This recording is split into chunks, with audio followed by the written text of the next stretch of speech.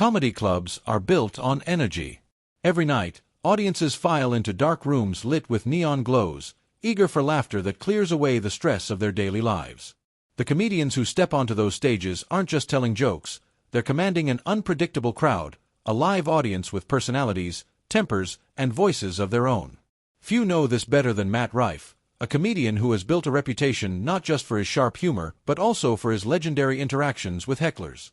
This is the story of how Matt, over the years, faced down arrogant hecklers who tried to derail his shows, and how he destroyed them with wit, composure, and charm, leaving audiences roaring.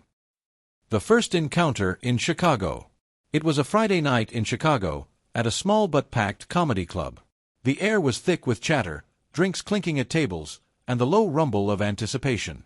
Matt was in the middle of a set, joking about the struggles of growing up in a small town and making his way in the entertainment industry.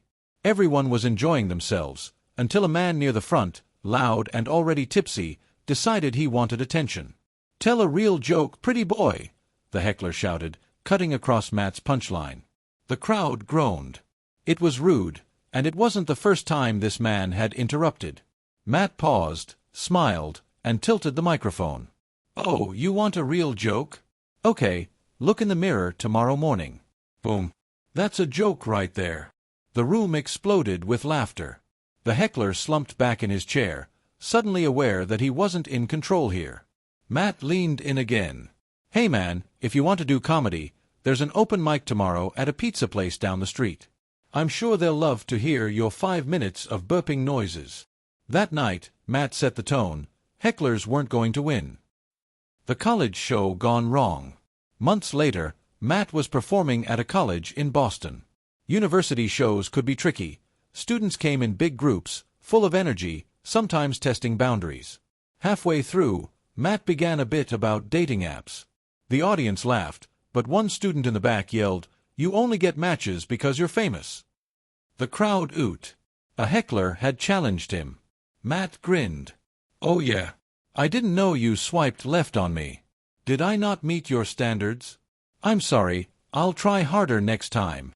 The audience laughed, but he didn't stop there. "And by the way, if you think fame gets you matches, I promise, it doesn't.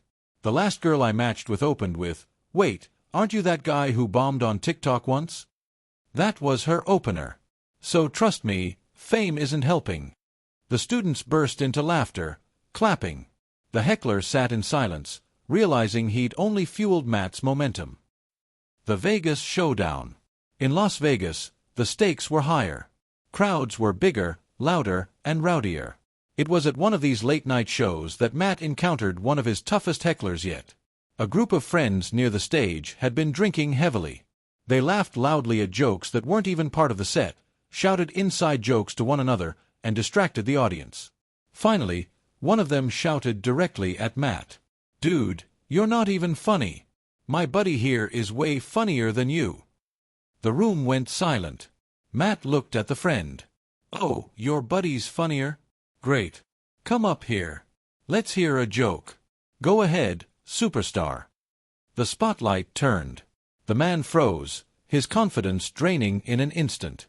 The audience leaned forward, waiting. Matt smirked. "Exactly. Nothing. You thought this was easy? It's not karaoke, man. This is comedy." The crowd erupted. The hecklers group shrank back into their chairs, embarrassed. Matt returned to his set stronger than before, delivering punchlines that now hit even harder because the audience was firmly on his side. The viral clip in Los Angeles. Some heckler moments don't just stay in clubs, they make their way onto the internet. At a show in Los Angeles, Matt was doing crowd work, asking a couple in the front row about how they met. As the story unfolded, someone from the middle shouted, "Who cares? Move on." The audience gasped at the rudeness. Matt didn't flinch. "Oh, I'm sorry. Are we interrupting your quiet time? Did you not realize you bought a ticket to a live comedy show? My bad. I'll try whispering the rest of the set so you can nap." The crowd roared. Then Matt added, "Actually, let's give him some credit. He came all the way here, paid for a ticket, sat through parking in LA, all so he could announce to the world, 'I have no patience and zero social skills.' Thank you, sir, for your bravery." The clip of that moment went viral online, racking up millions of views. People loved how Matt turned an arrogant interruption into pure comedy gold. Why hecklers lose?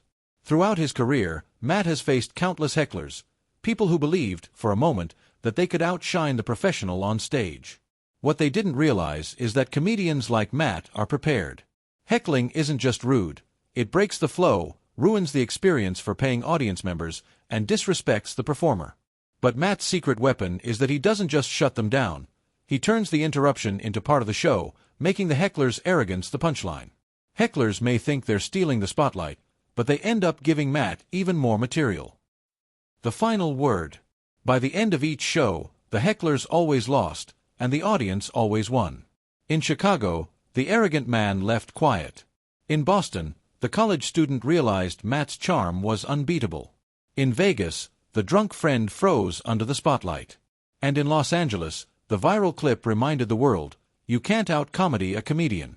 Matt Rife built a reputation not just as a comic but as a master of crowd control. And while arrogant hecklers tried again and again to challenge him, he destroyed them every time. Not with anger, not with hostility, but with the one thing they couldn't match, razor-sharp wit. Because at the end of the day, comedy belongs to the comedians. And hecklers? They're just uninvited guests who accidentally make the show better.